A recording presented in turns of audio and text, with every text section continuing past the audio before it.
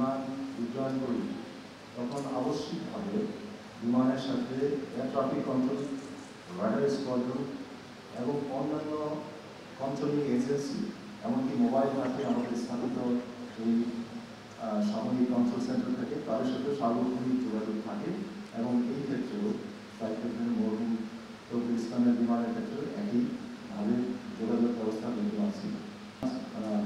আমাদের শেষ মুহূর্ত পর্যন্ত ও যখন ফাইনালে আসছিল ল্যান্ড করার জন্য ওই মুহূর্ত পর্যন্ত আমাদের সাথে সংযোগ পরিপূর্ণভাবে সচল ছিল এয়ার ট্রাফিক কন্ট্রোলের সাথে।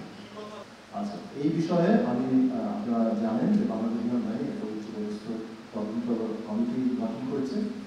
তার সর্বশেষ অ্যাকশন কী ছিল এবং কোনো ধরনের জটিলতা ছিল কিনা বা কোনো গোলযোগের সম্মুখীন হয়েছিল কিনা এই বিষয়গুলো তদন্ত পরিষদে বিস্তারিতভাবে আসবে এবং আমরা তদন্ত চলাকালীন সময়ে কোনোরূপ আলাদা পর্যালোচনা বা মন্তব্য। আমার নাম জামিল খান, আমি ডেইলি স্টারে কাজ করি। আমি একটু জানতে চান যে আপনাদের প্রাইমারি ইনভেস্টিগেশনে এখন পর্যন্ত পাওয়া তথ্য অনুযায়ী আসলে কি জটিলতা হয়েছিল যার কারণে বিমানটি বিধ্বস্ত করলো। দ্বিতীয়ত আরেকটা বিষয় হল রাজধানীর স্ট্র্যাটেজিক এবং অপারেশনাল নেসেসিটি সুবাদে এই দেশের আকাশ প্রতিরক্ষা তথা রাজধানীর আকাশ প্রতিরক্ষার জন্য রাজধানীতে জঙ্গি বিমানের ঘাঁটি থাকা অত্যাবশ্যক এবং এইসব জঙ্গি বিমানের স্কোয়াড্রনগুলোর প্রয়োজনীয় সারা বছর ব্যাপী ট্রেনিং চলমান থাকে। ওই অপারেশনাল বিমানগুলোতেই আমরা ট্রেনিং করে থাকি। যেই ট্রেনিং বিমানগুলো আমাদের ডুয়েল সিটে থাকে সেগুলো 2 জন পাইলটের হয়।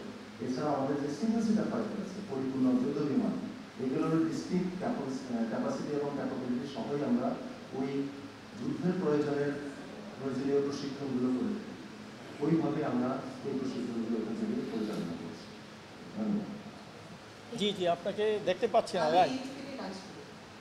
আপনি পরপর দুটো প্রশ্নের ক্ষেত্রে বলেছেন যে আপনাদের এই মুহূর্তে বলায় কিছু বাধা আছে, কিন্তু আমরা পত্রপত্রিকায় যেটা দেখছি যে আসলে পাইলট হাইট লুজ করছিলেন, তারপর বিমানটা